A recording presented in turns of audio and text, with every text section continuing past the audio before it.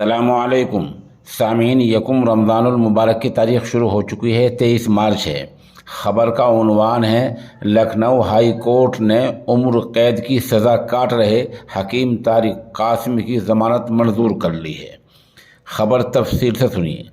حکیم طارق قاسمی کی آج لکھنؤ ہائی کورٹ کی 2 رکنی بینچ نے ضمانت منظور کر لی ہے۔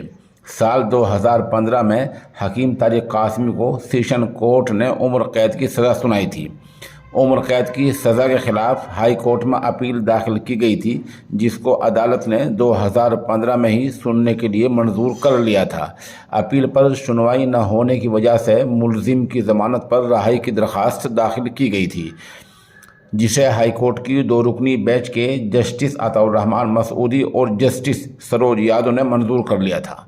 یہ اطلاع آج ممبئی میں ملزم کو قانونی مدد فراہم کرنے والی تنظیم جمعیت علماء مہاراشٹر وابستہ مولانا ارشد مدنی قانونی امداد کمیٹی کے سربراہ گلزار اعظمی نے دی۔ گلزار اعظمی نے صحافیوں کو بتایا کہ senior advocate I B Singh نے گزشتہ کل 24 گھنٹے پہلے ہی ضمانت کی عرضداشت پر بحث شروع کی تھی، جو آج پوری ہوئی ہے۔ دوران بحث سینئر ایڈوکیٹ نے 2 رکنی بینچ کو بتایا کہ 22 دسمبر 2007 کی شام میں 6:20 پر وشوناتھ ہوٹل ریلوے اسٹیشن کے پاس سے 3 ڈیٹونیٹر اور 1.25 کلو RDX ضبط کیے جانے کا دعویٰ کیا گیا تھا۔ تحقیقی ایجنسی نے کہا تھا کہ یہ RDX ملا ہے، حالانکہ اس وقت طارق قاسمی وہاں موجود نہیں تھے۔ ان پر الزام لگایا گیا تھا کہ اس نے حرکت الجہاد الاسلامی نامی مبینہ دہشت گرد تنظیم کے لوگوں کو اسلحہ اور RDX پہنچایا تھا، اور وہ ممنوعہ تنظیم نہیں، پابندی شدہ تنظیم کا ایک رکن ہے۔ حالانکہ استغاثہ یہ ثابت کرنے میں پوری طرح ناکام رہا ہے، لیکن کچھ سرکاری گواہوں کے بیانات کو اہمیت دیتے ہوئے سیشن کورٹ نے ملزم کو عمر قید کی سزا دے دی تھی، جس پر دوبارہ غور کرنے کی ضرورت ہے۔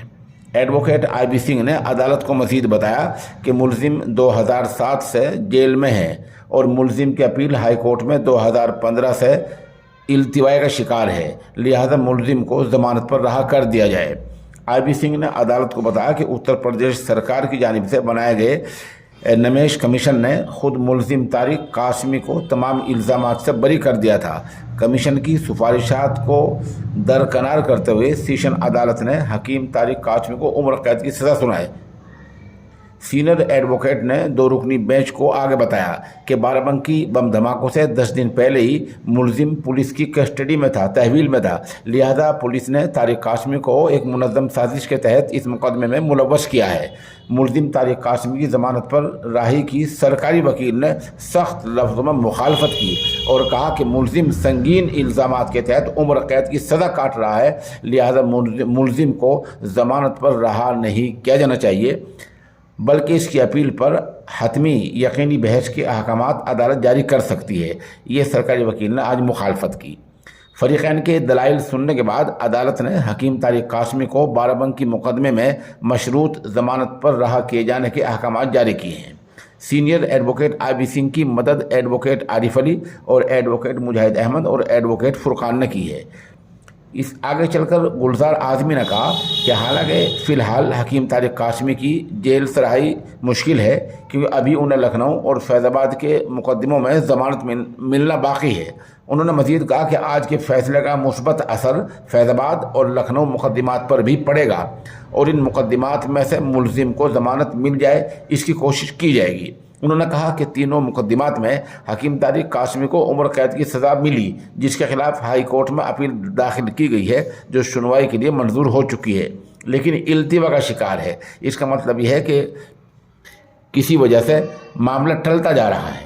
اس مقدمے میں حکیم طارق قاسمی کے ساتھ خالد مجاہد کو بھی گرفتار کیا گیا تھا۔ پولیس کسٹڈی میں خالد مجاہد کی مشتبہ حالت میں موت ہو گئی تھی۔ اب صرف طارق قاسمی کے خلاف مقدمہ چلا، جس کے دوران اس کو نچلی عدالت نے عمر قید کی سزا سنائی تھی۔ یہ ایک تفصیلی رپورٹ ہے جو آپ کی خدمت میں پیش کی گئی ہے۔